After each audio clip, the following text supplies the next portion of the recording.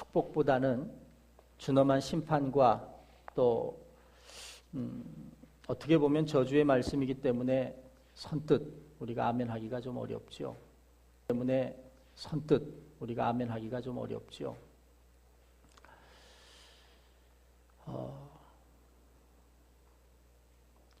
지금도 하는지는 모르겠는데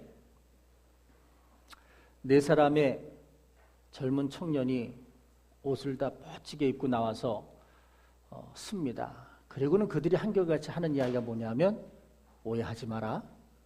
뭐라 그러죠? 오해하지 마라.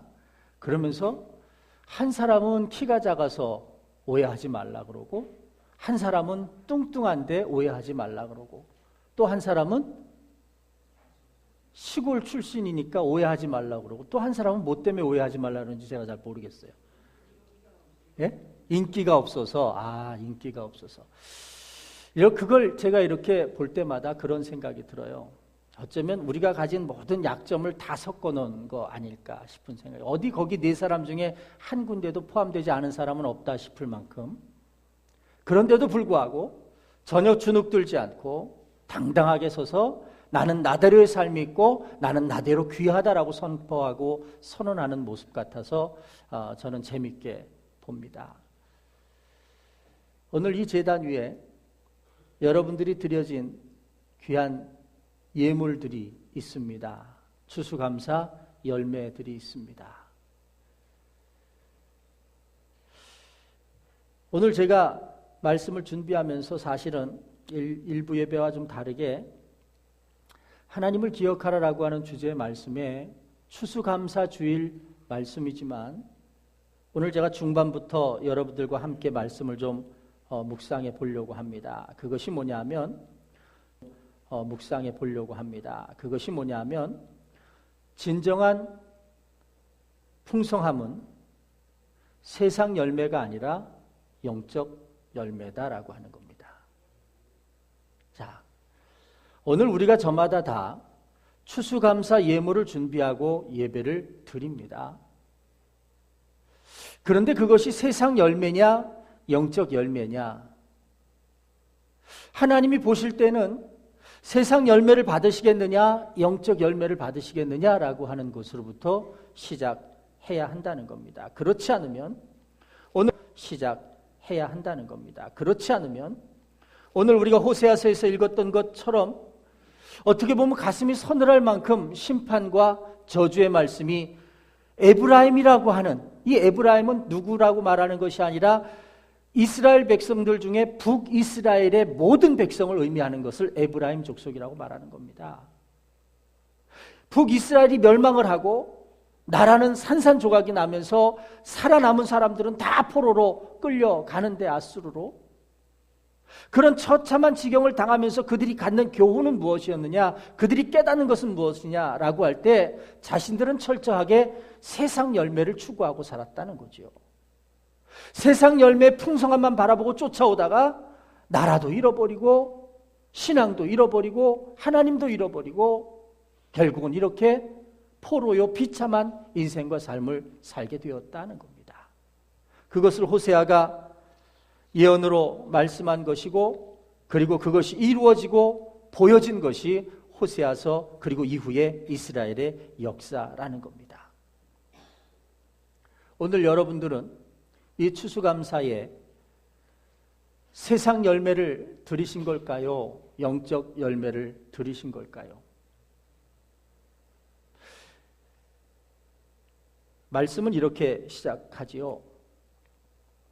이스라엘 백성들이 애굽에서 하나님께서 그 백성의 신음소리를 들으시고는 백성을 이끌어내셨습니다. 그리고는 가나안 땅으로 데리고 가시는데 40년을 광야에서 살게 하셨습니다. 그리고는 성경이 말하기를 그때는 하나님의 백성으로 훈련받는 시기였고, 그리고 그들의 시선이 오직 하나님께만 고정이 되는 그런 훈련받는 시기였다라고 평가를 합니다. 이스라엘 백성들도 그렇게 이야기를 합니다. 어떤 상황과 어떤 일들이 많았길래 그곳에서 철저하게 하나님만을 바라보고 하나님을 고백하는 믿음과 신앙이 될 수 있었을까? 그게 오늘 말씀을 시작하는 그런 겁니다. 광야라고 하는 것은요, 부족한 것이 참 많은 곳입니다. 풀 한 폭이 자라지 않습니다. 햇빛은 얼마나 뜨거운지 피할 그늘이 없습니다. 1시간, 2시간, 3시간을 걸어도 우물을 만나거나 아니면 녹지를 만나는 것이 드뭅니다. 사흘길을 걸어도 마실 물을 만나지 못했다. 성경의 수탉이 이야기하는데 몇 날 며칠을 걸어도 쉴 만한 자리를 만나지 못했다라고 하는 것이 성경의 기록입니다. 사람이 물을 먹지 않고 얼마를 버틸 수 있을까 알 수는 없지만 그 수많은 백성들이 그냥 잠시도 참지 못하는 백성들이 사흘 동안을 물을 마시지 못하고 길을 걸어만 가고 있다면 여러분 그 분위기가 어떨 건가 한번 생각해 보시기를 바랍니다. 먹는 것도 부족하지요. 입는 것도 부족하지요. 그리고 마시는 것도 부족한 것이 광야입니다. 어쩌면 우리들의 인생이 그렇지 않을까 생각이 됩니다. 부족한 것 투성인 삶이죠. 그런데 문제는 뭐냐 하면 그 40년 동안 광야에서 사는 동안에 성경은 뭐라고 기록하느냐 하면 그 백성들의 옷이 헤어지지 않았다라고 기록합니다. 그 백성들의 신발이 닳지 않았다고 기록을 합니다. 아니 40년 동안 걸어 다녔는데 40년 동안 새 옷도 별로 사 입지 못하고 그거 한 벌 입고 오직 다녔을 것 같은데 어떻게 옷이 헤어지지 않고 신발이 헤어지지 않았을까? 이게 무슨 뜻일까라는 거죠. 무슨 뜻일까? 요약하면 이런 겁니다. 부족한 환경이지만 그들은 절대 부족한 삶을 살지 않았다는 겁니다. 부족함의 반대가 뭡니까? 풍요하다는 겁니다. 우리는 풍요함만을 생각할 때 우리가 가진 잘못된 생각들이 있습니다. 오늘 그 이야기를 좀 하려고 하는 겁니다. 하나님은 우리들에게 무엇을 말씀하시느냐 하면 맥추절을 지키라, 수장절을 지키고 초막절을 지키라라고 하시는 말씀은 기억하라는 겁니다. 무엇을 기억하느냐 하면 하나님을 기억하되 너의 하나님이 어떻게 너희를 인도하셨는가를 기억하라는 겁니다. 광야의 그 삶에서 옷가게 하나 없고 슈퍼 하나 없고 아무것도 없는 빈들 그 광야에서 당신의 백성들이 부족함이 없다고 고백하는 삶을 40년을 살았다는 겁니다. 그걸 기억하라는 겁니다. 바꿔 말하면 이렇게 말씀드릴 수 있습니다. 모두가 다 부족한데, 모두가 다 없는데, 그런데 그 속에서 40년 동안을 풍족하게 살았음을 기억하라는 거죠. 거꾸로 지금 호세아서 9장에서 읽어드렸던 말씀 속에 무슨 이야기가 있느냐 하면 에브라임의 영광이 새같이 날아갔답니다. 새같이. 에브라임이라는 것은 북이스라엘 지파 그 나라를 이야기하는 겁니다. 그 나라의 영광이 새같이 날아갔다는 겁니다. 왜 새같이 날아갔을까? 하나님이 저들의 영혼의 상태를 무엇을 보셨길래 그것이 새같이 날아갔다라고 표현을 하고 계실까라고 하는 거죠. 문제는 이렇게 시작합니다. 가나안 땅에서 그런 풍족함과 부요함의 비결을 배웠던 이스라엘 백성들이요, 광야에서 배웠던 이스라엘 백성들이 가나안 땅에 이제 들어왔습니다. 하나님의 기대는 여전히 훈련받은 대로, 경험한 대로, 느낀 대로 여호와만을 기억하면서 모든 부족함 속에서도 채워주셨고 풍족하게 하셨고 부요하게 하셨던 하나님을 기억하면서 삶을 살아가도록 말씀하셨습니다. 그런데 문제는 뭐냐 하면 그들이 가나안 땅에 정착하기 시작하면서 자기가 가진 것보다 보여지는 백성들이 가진 것이 더 화려해 보였다는 겁니다. 자기들이 가지고 살아왔던 인생의 삶보다 저들이 살아가는 삶이 더 좋아 보였다는 겁니다. 그래서 문제는 뭐냐 하면 자신들의 하나님은 잊어버리고 다시 기억지 않고 이방인의 신, 우상들을 섬기는 자리로 끊임없이 나아갔다는 겁니다. 그게 풍요로움인 줄 알았는데, 그게 진정한 풍요로움인 줄 알았는데, 그런데 결론은 풍요로움이 아니라 오늘 새같이 날아가는 이런 저주를 받게 되는 거죠. 창세기 13장에 보면 아브라함과 롯이 갈라서는 이야기가 있습니다. 좋지 않게 갈라선 것이 아니라 사실은 좋은 의미에서 갈라선 겁니다. 분가라고 이야기를 하죠. 한 집에 두 가장이 있는데 저마다 재산이 많고 소유가 늘어나고 종들이 많아지게 되니까 이 종들이 본의 아니게 다투는 겁니다.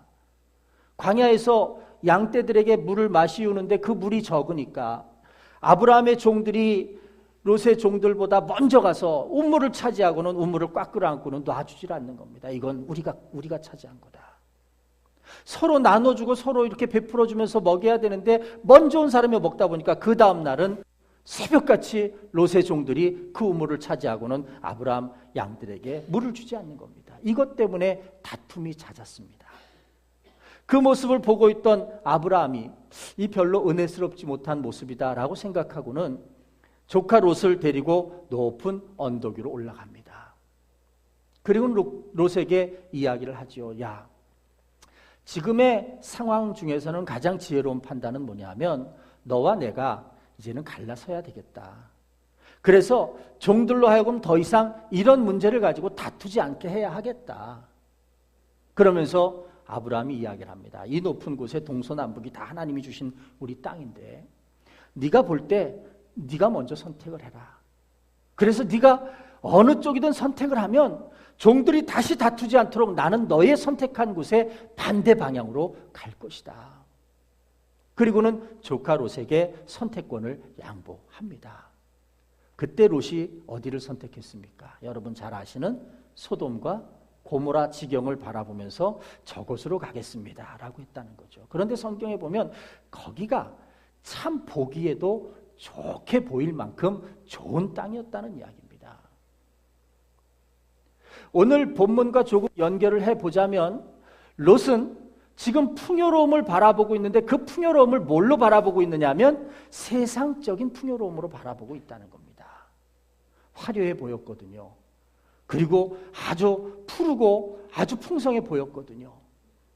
그래서 그곳으로 간다고 한 겁니다. 그런데 아브라함은 먼저 조카 롯에게 네가 선택하고 나는 나머지를 가겠다라고 이야기하면서 반대편이라고 하는 이야기를 할 때 아브라함의 마음속에 있는 한 가지가 있었다는 사실을 우리는 알아야 됩니다. 그게 뭐냐면 아브라함은 내가 비록 조카 롯이 선택하고 남은 부스러기 땅일지라도 아니 조카 롯이 좋은 것을 선택하고 난 나쁜 땅일지라도 나는 그곳에 갈 때 나와 함께 하시는 하나님과 동행할 거다는 거지요. 그래서 땅은 비록 척박할지 몰라도 땅은 비록 우리들에게 많은 것들을 줄지 몰라도 더 많이 주실 수 있는 하나님이 나와 함께 하신다라고 하는 믿음을 가지고 롯에게 이야기했던 거지요. 그게 바로 오늘 본문에서 이야기하는 그런 걸 것 같아요. 세상 열매가 어떠하냐라는 것과 영적 열매가 어떠하느냐라고 하는 것을 바라볼 줄 아는 모습이라는 거죠. 여러분 오늘 추수감사 주일입니다.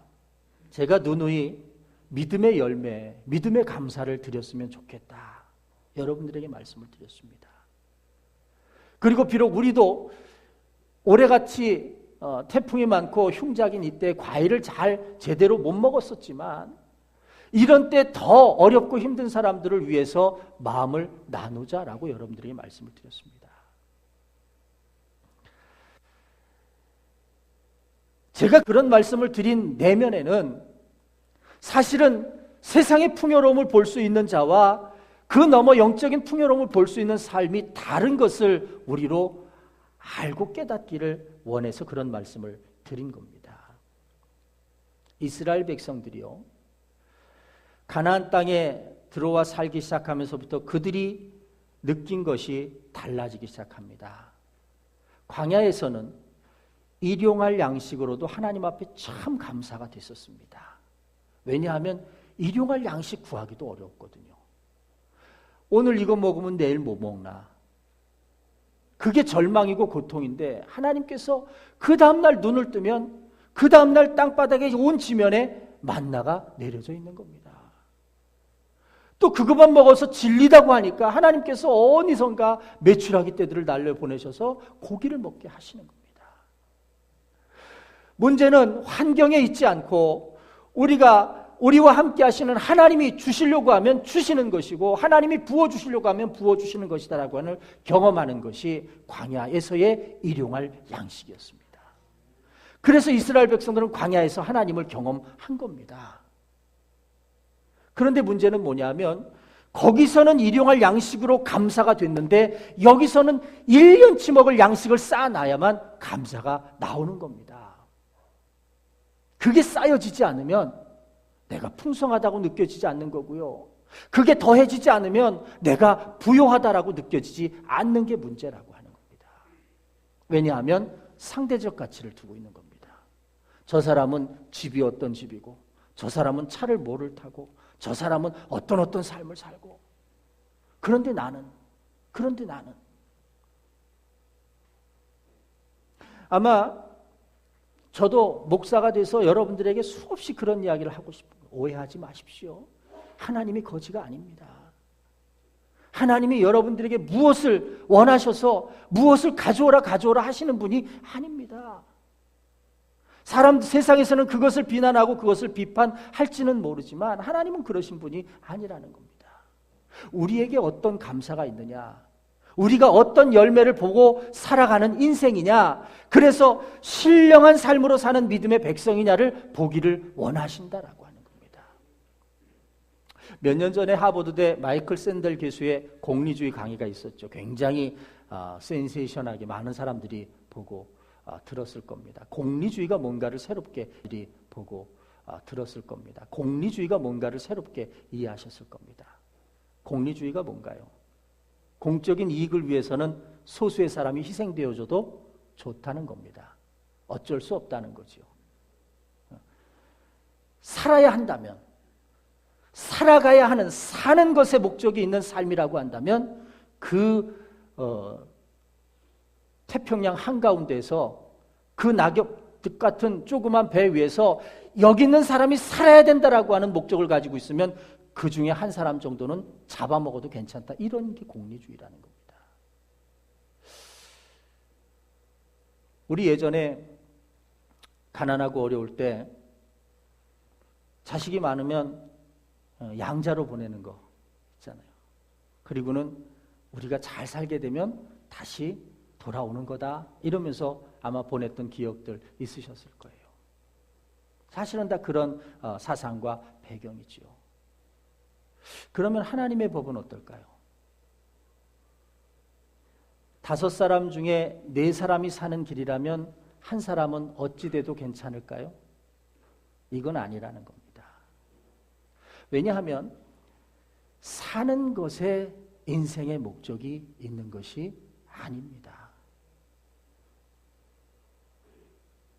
내가 살아서 가족에게 돌아가는 것만이 내 책임과 의무가 아니라는 겁니다. 그보다 더 신령하고도 그보다 영적이고 그보다 더 높은 가치의 모습이 있을 수 있다는 거죠. 더 높은 가치를 위해서 자신을 희생할 수도 있는 겁니다. 더 높은 가치를 위해서 자신이 썩어져가는 미랄이 될 수도 있는 겁니다. 이 세상 지구를 지금 살리는 수많은 곳곳에 사람들이 이 가치와 이 믿음과 이 신앙을 가지고 지금도 썩어져 미랄이 되는 삶을 살아가고 있습니다. 여러분들에게 보여드렸던 이태석 신부님의 이야기 같은 이야기가 그런 겁니다. 비록 그분은 젊은 나이에 그 삶을 다 살지 못하고 죽었지만 그러나 그가 뿌린 사랑의 씨앗이 얼마나 많은 꽃들로 지금 피어나고 열매를 맺고 있는가, 우리는 그 뒤의 이야기들을 들어보면서 알게 됩니다. 여러분, 이런 거죠. 오늘 이 감사절기를 기억하면서 하나님께서 명령하십니다. 맥추절을 지켜라는 거죠. 수장절을 지켜라는 겁니다. 지켰으면 좋겠다, 지키도록 하려무나라는 것이 아닙니다. 명령은 하라는 겁니다. 우리는 조금 명령에 거부감을 갖는 세대이긴 합니다. 군사정권도 있었고 여러 가지 강압적인 거 싫어하는 세대이기도 합니다. 그런데 여러분, 거꾸로 생각해 보십시오. 신념과 확신이 없으면 명령할 수가 없는 겁니다. 그죠? 이기자, 싸우자, 나가자. 여기에 대한 신념과 확신이 없으면 나가자라고 말할 수가 없는 겁니다. 우리 자녀들에게 부모님들이 이야기합니다. 공부해라. 명령하지요. 자기 전에 입 닦아라. 명령하지요. 손 닦아라. 명령하지요. 그런데 아이들은 그걸 어떻게 받아들이는 줄 아십니까? 짜증으로 받아들입니다. 잔소리로 받아들입니다. 그렇다고 해서 하지 말아야 합니까? 세균이 득실득실하고 이는 다 썩어가는데 하지 말아야 할까요? 해야 하는 겁니다. 왜냐하면 자녀를 사랑하는 부모의 마음이 자녀에게 해가 되거나 나쁜 것을 말하지는 않는다는 겁니다. 하나님의 명령도 마찬가지입니다. 우리를 너무나도 사랑하시는 하나님께서 우리에게 나쁜 것을 하라고 말씀하시지는 않는다라고 하는 겁니다. 그래서 그냥 그분의 명령에는 순종함이 필요하다라고 이야기하는 게 그 모든 과정들을 다 정리하고 그저 따를 수 있는 우리들의 모습이 된다는 거죠. 그런데 하나님께서 절기를 지키라고 명령을 하시는 겁니다. 절기를 지키라. 제사장이 부요해지려고 절기를 지키는 것도 아니고 교회가 더 많은 것들을 쌓아놓고 절기를 지키는 것도 아닙니다. 이거 제가 다시 청과상에 갖다 팔아먹는 것도 아닙니다. 목사가 되면 별별 소리를 다 들어요. 하나님이 우리들에게 가르쳐 주시고 하나님이 우리들에게 깨닫게 해주시고 싶은 말씀이 있다는 거지요. 사람은 보는 것에 약해집니다. 이스라엘 백성들이 광야에서 그런 하나님의 정말 특별한 은혜를 경험하고 나서도 가나안 땅에 딱 들어가자마자 거기서 보여지는 풍요로움 때문에 눈이 확 변해버렸습니다. 그리고는 그 빈곤 속에서도 하나님이 축복해 주신 절대적인 축복에 대해서 그것이 마치 작은 것 같아 보이고 이건 엄청 커 보이는 것 같은 느낌을 받게 되는 겁니다. 그러다 보니까 하나님은 잊어버리고 우상을 숭배하고 우상을 따르는 길에 더 앞장서게 됐다는 거죠.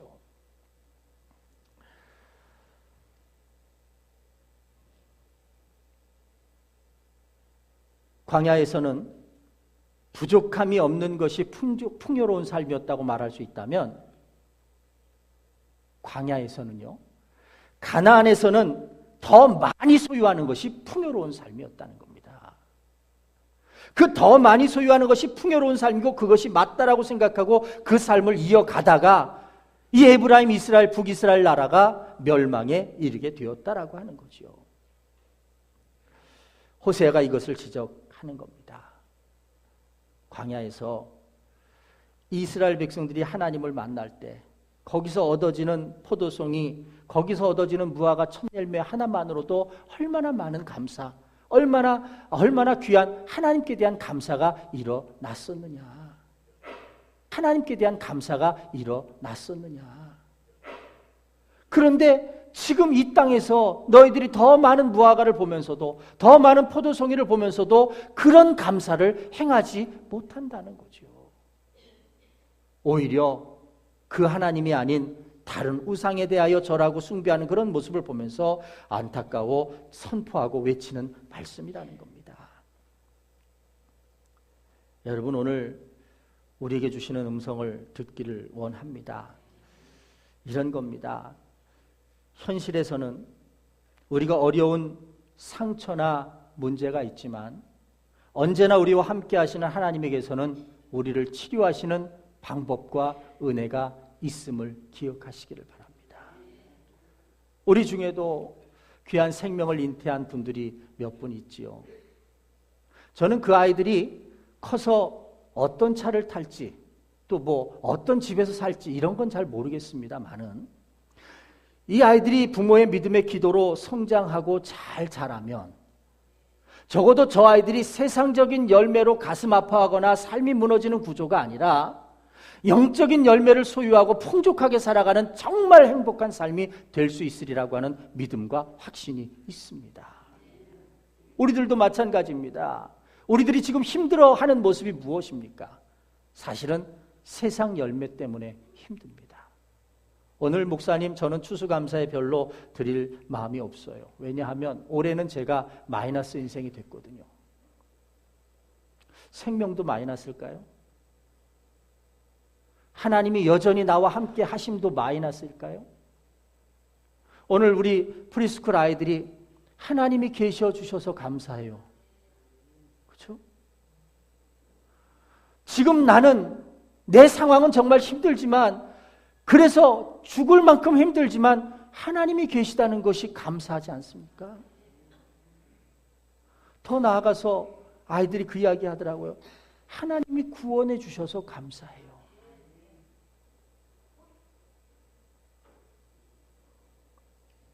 죄로 인해서 신음하고 죄로 인해서 죽어가는 인생이 아니라, 여러분 구원받은 하나님의 백성인 것, 구원받은 구원자이신 하나님이 나와 함께 하시고 지금도 나와 함께 계시는 그 은혜가 감사해요. 여러분, 이것이 오늘 2012년 추수감사주일에 드려지는, 하나님께 드려지는 귀한 영적인 열매가 되기를 주님의 이름으로 축복합니다. 하나님께 나아갈 때 환경이 부족할지라도 하나님은 항상 채움의 은혜가 있습니다. 온전히 하나님을 향하여 서는 믿음의 백성이 되면 우리가 부족한 광야길에 서 있을지라도 하나님은 날마다 일용할 양식을 우리에게 허락하시는 겁니다. 어떤 사람이 부자일까 생각해 보세요. 1년치 식량을 싸놓고 그게 썩을까, 쥐가 먹을까, 비가 들까 이거 걱정하며 사는 사람과, 매일 아침 눈 뜨면 오늘 먹을 양식이 딱딱 준비되어 있다라고 생각하는 사람, 어느 사람이 더 부자일까 생각해 보시기 바랍니다. 여러분, 모든 열매의 근원은 하나님에게 있습니다.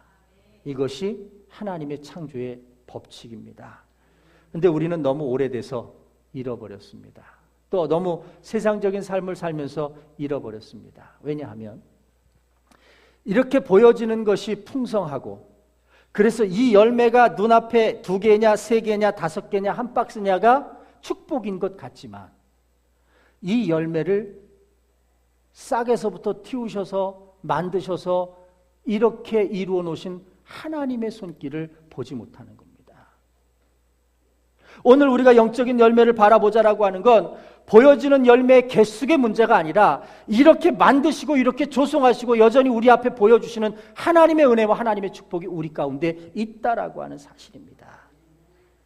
자연의 법칙이 해마다 이맘때쯤 되면 열매를 주고 사과를 주고 과일을 주기 때문에 우리가 잊어버렸지만, 사실은 이렇게 되기까지 하나님께서 계속해서 빛과 공기와 양분을 허락하셔서 만들어 주시고 있다는 사실을 우리는 알아야 한다라고 하는 겁니다. 여러분, 열매가 아니라 열매를 허락하시는 분이 중요합니다. 오늘 우리가 무엇을 드릴 수 있는 것이 아니라 우리 마음에 그 하나님에 대한 어떤 소망과 어떤 믿음을 가지고 있는가가 중요하다라고 하는 겁니다. 여기에는요, 더 중요한 것이 있습니다. 하나님의 말씀을 버리면 열매도 버리는 겁니다. 어려운 이야기일지 모르지만 말씀의 공급이 없으면 모든 인생의 나무는 메말라 갈 것입니다. 하나님께서 이렇게 자라갈 수 있도록, 이렇게 영혼의 열매가 풍성해질 수 있도록 날마다 내게 말씀으로 공급하여 주시는 은혜가 우리 가운데 있다라고 하는 거죠. 이것이 감사한 것이고, 이것을 오늘 하나님 앞에 온전히 드릴 수 있는 저와 여러분들이 되어지시기를 주님의 이름으로 축복합니다. 진리 가운데 거하는 것이 무엇이겠습니까? 예수 안에 거하는 겁니다.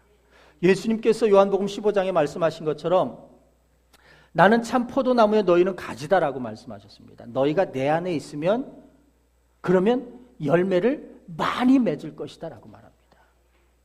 열매를 많이 맺을 수 있는 풍성함이 어디에 있느냐? 세상에 있지 않고 내 안에 있다는 겁니다. 예수님 안에 있다는 겁니다. 우리 안에 예수님이 있느냐 없느냐에 따라서 달라질 수 있다는 겁니다. 제가 아까 여러분들을 보면서 우리 인사합시다. 영혼의 열매를 풍성히 맺을 수 있도록 인사합시다.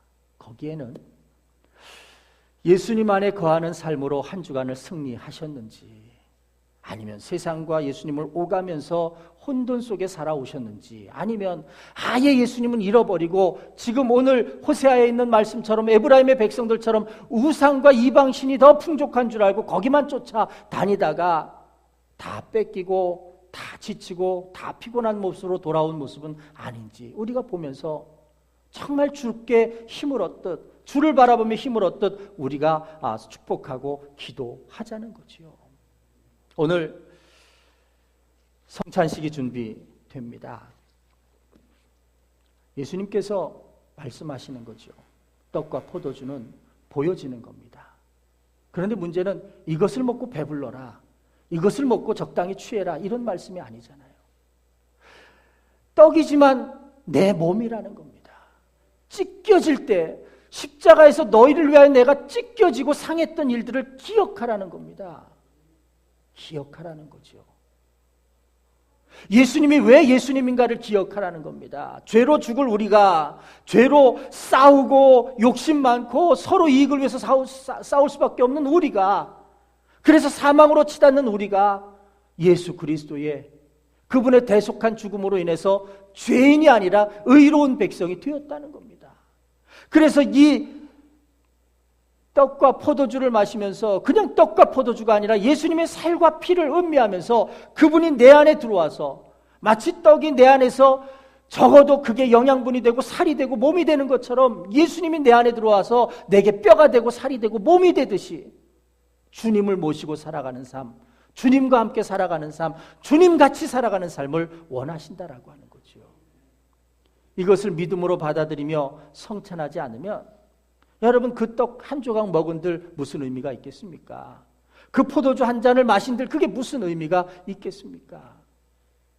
그 마신 기억과 그리고 그것을 기념하는 우리들의 생각들이 내가 예수님 안에 거하고 있고 내 모든 행동이 예수님의 뜻 가운데 행하고 있고 그리고